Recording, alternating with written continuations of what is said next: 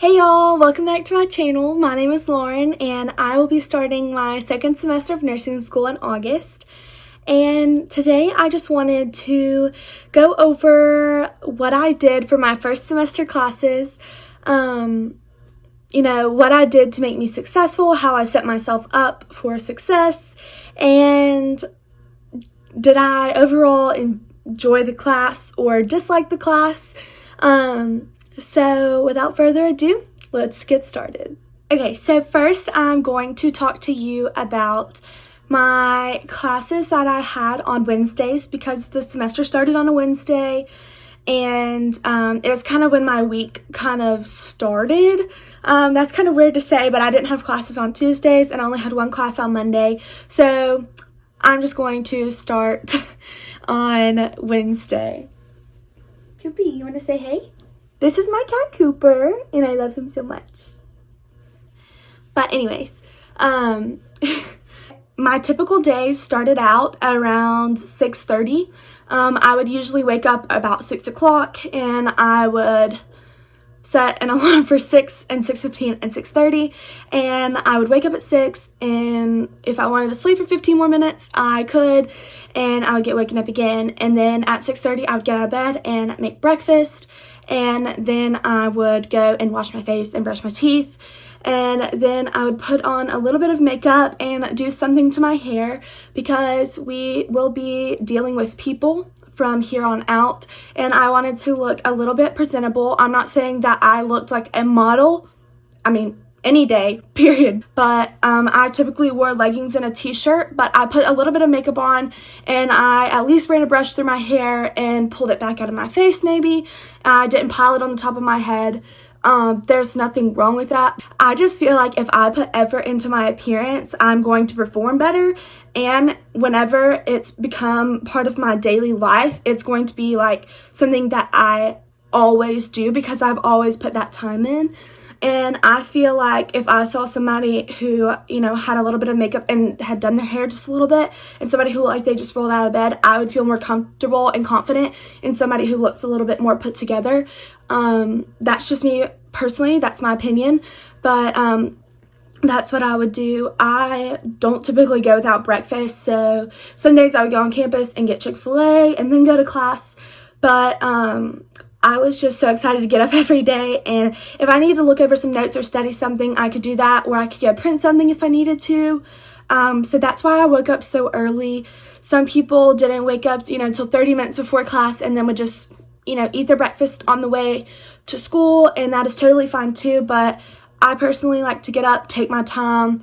I'm not the biggest morning person, but waking up early, helps me to wake up enough that I can pay attention during class and that I'm not trying to sleep, especially on days that you have a class that's 3 hours long.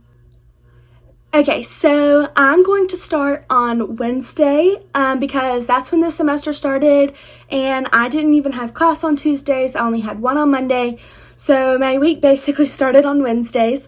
So my first class was Perspectives of Professional Nursing, which started at 9 a.m. and went until 10:50, and so that class was all about what our role as a nurse is going to be, and we just kind of learned a bunch of different standards of nursing. So I made an A in the class. I'm not sure exactly what score, but I did make an A in that class, and the way I studied for it was all of her lectures came straight from the book. So I would go over all of the slideshows that she had posted, and I would go through my notes. I took really detailed notes in there, and about halfway through the semester is when I realized that everything came from the book. So during lectures, I would go through and highlight everything she said, which was a lot from the book actually. And I would go through and read those highlighted portions along with going through and reading my notes and the lectures. And that way I heard everything she had to say, everything that she gave us. Anything that wasn't in the book is something I would write down. that she had said. So that was all really beneficial for me. I also am a really slow note taker because I like my notes to be neat and organized, and I want to be able to read them later when I'm going back through. I hate abbreviating because I don't know what it always means. So I am very slow, but I was able to take them in there. I did miss a couple of things because I was going so slow and she talked a little bit fast, but it'll get better with time. But the tests were pretty much just like what she taught you. As long as you gave it some time and some effort, you were fine. I want to say I made A's and B's on all of the tests. I don't think I made lower than a B on any test. And there are a lot of other assignments that you do. There are in-class assignments, and there are like APA format assignments, stuff like that, little papers and short little paragraphs that you have to write, just practicing those skills. And so I encourage you to take every bit of advice that she has to give you and apply it to everything that you're doing. If she sees that you're trying or that you're struggling and you go to her and you're asking for help and you're trying to make changes, she is a little bit more lenient and is trying to make sure that you are going to be successful. So absolutely give it your all. If you're still struggling, go talk to her and she will be more than willing to help you out. My second class of the day on Wednesdays was Dosage Calculations, which lasted from 11 to 11:50. It's basically simple math, just calculating things. Most of it was math. The first test wasn't really math. It was more of the, what are the patient's rights and what will you do in these kinds of situations. But the tests were pretty much math. After that, I think the lowest grade I made was like an 80 on a test. I'm not quite sure. But then at the end of the semester, you must take the dosage progression exam. And it is a 20-question exam, basically seeing if you are proficient enough to move on to the next semester. You have to make a 90% to pass. You get 3 chances, but the first chance counts as 10% of your grade. I made 100 on it my first try, so that really actually helped my grade. I did make an A in dosage, but I think that it was a 92 flat. So at the end, I really pushed through. I did really well in the final as well. So just practice problems that she gives you. That would be my biggest piece of advice. I didn't study for it that much because I'm pretty good at math and I always have been. And a lot of it is basic math. You just kind of have to go through and make sure that you know exactly what you're doing. She breaks it down to a very low level for you, so you're able to pick it up if you've forgotten about it or if you're not the best at math. And she is also more than willing to help you if you go to her office. So I'm going to discuss pathophysiology now. I took it in fall of 2019, so that I did not have to take it my first semester of nursing school, but a couple of my friends did take it the first semester, so they just had another class that they had to study for. But it is a 3-hour course, so you either had it from 9 to 11:50 or 1 to 3:50. So basically the way that I studied for patho, I literally wrote everything down into flashcards, and writing it out really helped me, but basically taking everything off the slides and putting it all into my handwriting, I was able to talk it out and go through that. Learning the signs and symptoms for things and learning, your acid and bases and fluids and electrolytes, all of that is big. But definitely know your diseases, and what are the causes, the signs and the symptoms for them, what makes it better, what makes it worse, things like that really helped me. I made a B in patho, and I want to say it was like an 83, so right there at the cutoff. 82 is the cutoff for a B.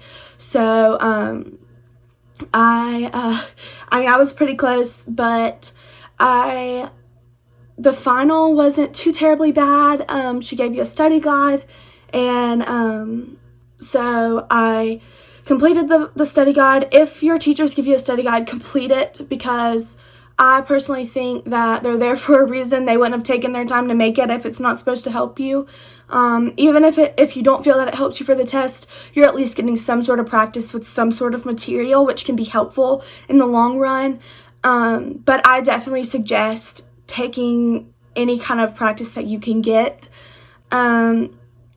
Another thing that was super helpful for me was I got with a friend and I taught her. When I got to the test, I could remember, this is what I was teaching to her. And so I don't know, it helped me, but it's something that made me successful. And I would also listen to my friend teach back to me, and we would go to the library and we would write out all of our notes, and we would make up shortcuts. We would just make up funny things. But yeah, that stuff comes back to you. So you need to learn it and not just memorize it for the test, which is something that I really struggled with, because I have a good memory and I can look at something and go take a test on it. And especially in high school, I could look at something like 15-20 minutes before a test and then make 100 on the test because I could just remember it, and I have a good memory. But the biggest struggle has been actually sitting down, forcing myself to learn the material, because you're going to have to apply it and everything builds off of everything. So I highly suggest that you do that. And I think that if you do all of those things and you really take it seriously and give it the time that it needs, you can definitely be successful in Patho and you can make an A. Thursday. Let me just say, Thursday. So Thursdays I had nursing concepts from 9 to 11:50, and that is a very lecture heavy class. You're in there for 3 hours. She was really good about stopping about halfway through and letting us get a break, and we could get up and get our blood pumping. And so I really appreciated that. But she gave us a bunch of information, and she talks fast as well. It's not that she's talking fast, there's just a lot of information to cover, so she really doesn't dwell on a topic for long. So writing down all of the information that you can is and my roommate, she likes to abbreviate things, so she would abbreviate things and then we could go back and compare our notes. That is so time consuming. But then when we would study, she has study guides that she would put on Canvas for us to go and use. So I would print them out and write them down, and then me and my roommate would go through and we'd both look at our notes and we'd both look through our textbook and we would see what we could find, if we wrote down anything extra that may be random but could be on the test possibly, or just fun facts or something. That's all stuff that would be good to know in the future. So we would just kind of discuss that out with one another, try to think of things before we actually look in the notes, basically. So you're actually getting some critical thinking in, so what would you really do in this situation? Not what your notes are telling you, but from what you can remember, what would you do? I think that going back over, reading the notes, practicing the study guide, we do the Lippincott quizzes. They're you have to get to a mastery level of 7, and we have some every 2 weeks that we're due. Doing those really helped, and actually sitting down and doing them and not looking at the answers on Google, because a lot of people did that, and I think that I made all B's on the test, and me actually doing that I think is what helped me. Some of my friends would make A's on tests or really high B's. I think the highest test grade I had was an 85 or an 86, and then my final was an 87. And so I really just studied study guides and going back through the notes and reading over those. I would write in pencil for most of my notes, but if it was something important, I would write it in red, because in the Bible, Jesus, when he speaks, it's red, and so if it was something super important, I would write it in red so I would remember. Yeah, so that's concepts. After we got out of nursing concepts, we had until 1 o'clock, which is when health assessment started. So health assessment went from 1 to 2:50. So basically we got an hour lunch break. We could go eat on campus or run home and grab something to eat. I usually went home and got something. I like to meal prep. And so then I would just be able to go heat that up, eat it, and I could pick up my book for the afternoon since it was heavy. And then I would go to class, and this class, she talks very fast, so and she also wouldn't post the notes until like right before class. So I printed out like the first 2 weeks, but after that I realized that my hand was not fast enough for the information coming out. So I started typing things, and so I would just, read it off the slide. If there's something super important, I would type it out, and I could change the color, bold it, whatever. So really understanding what everything affects in the assessment process, what you need to do. I personally did not use the book that much, but I think that being able to apply everything that you learned to like a real life situation, because her tests are very situation based. So and then with any class, if they give you questions in class or case studies, being able to answer those, and maybe even, if you are looking at it, maybe kind of adapting that and seeing what else you can come up with. I think that going over the case studies and the questions, some of the questions that you'll see in class may appear on the test, so really pay attention to those and focus on those.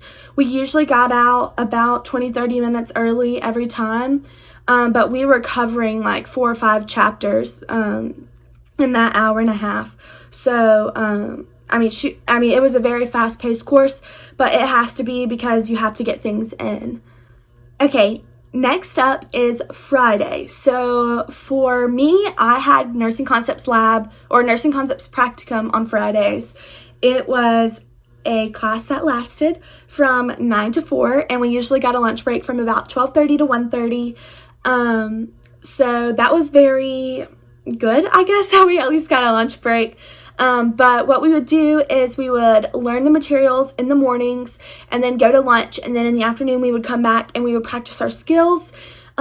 Sometimes the instructors aren't back yet since they have to wait for everybody to leave, and then they get to go and get lunch. So we would just start working on our skills, practicing on the mannequins.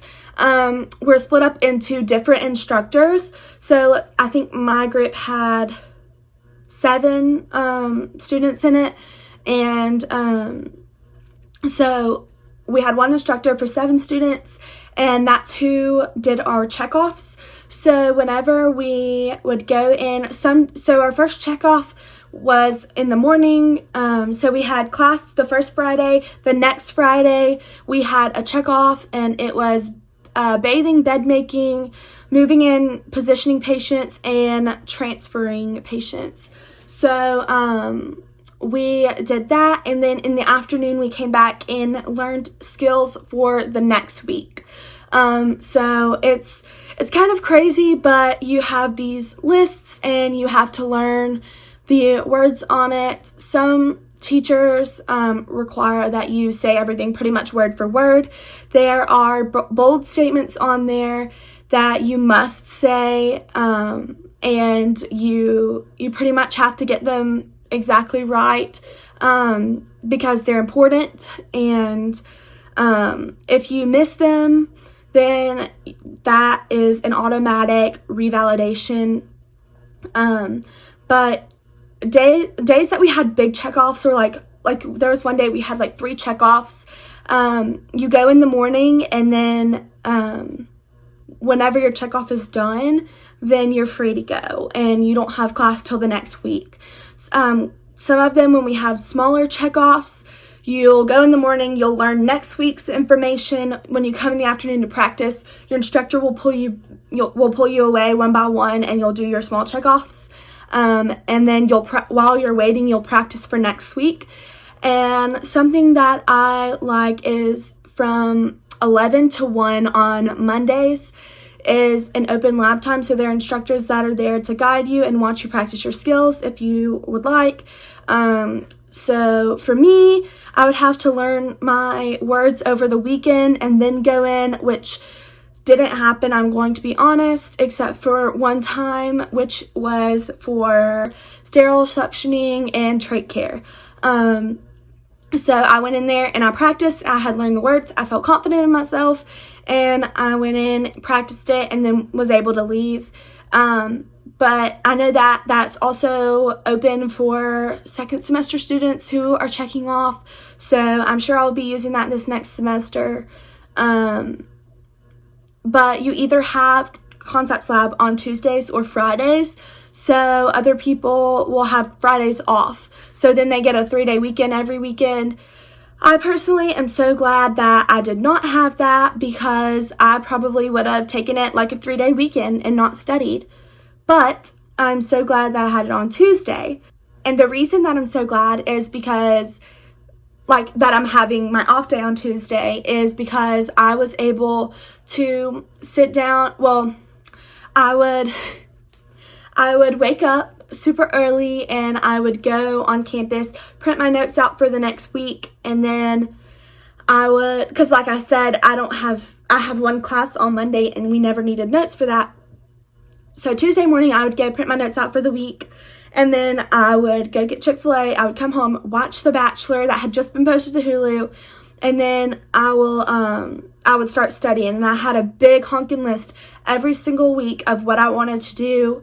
I had a list for every single day, but Tuesdays were super packed, and having that was super helpful for me because I was able to sit there and actually feel productive. I'd woken up and I got some stuff done. I got to watch The Bachelor, but then like by 9:30 I was, ready to go and do my schoolwork.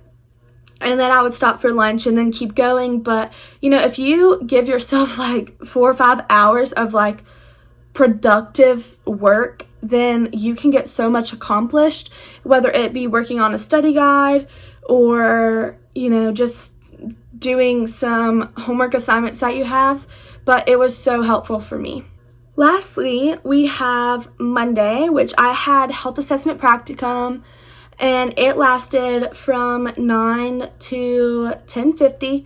And basically she would tell us about, this is set up a lot like concepts practicum, where there's like a broken down number of students with one instructor. So she would basically go over all of the tests that you would do for like a head to toe assessment for whatever system. So like I think the beginning was skin, hair, and nails. And so she would go over all the tests for that, checking for skin turgor, checking the texture of your hair, the color, the patterns of your hair, stuff like that. And then we would break up, and then you would have partners within your group and you'd get to, inspect them. And we were also taking a health history and reviewing all of the systems and stuff like that. And then at the end, our final was a head to toe assessment, which I will link that to this video. We had to upload them to YouTube for our instructor to grade, since we were doing distance learning this semester. So definitely check that out if you want. I did miss a couple things, but I made a 92, I think. Something like that. I did make an A on it. So, it is a little bit rough, but you'll get a sheet of paper that you do to go over it, so you can just see if you can catch what I missed or what I did wrong. But it wasn't too difficult, practicing as you go and being able to practice up until that point. So not just doing, the skin and hair and nails by itself and then doing head, ears, eyes, nose, and throat, but being able to do skin, hair, and nails and head, ears, eyes, nose, and throat together and going through all of the systems and just building on each other. Like, yes, you need to learn everything specifically, but you also need to be able to go through and build off of everything, which is going to help you in the long run. I think that wraps up this video. Thank y'all so much for watching. Please like and subscribe to my channel and be on the lookout for more nursing school related videos. Thanks for watching.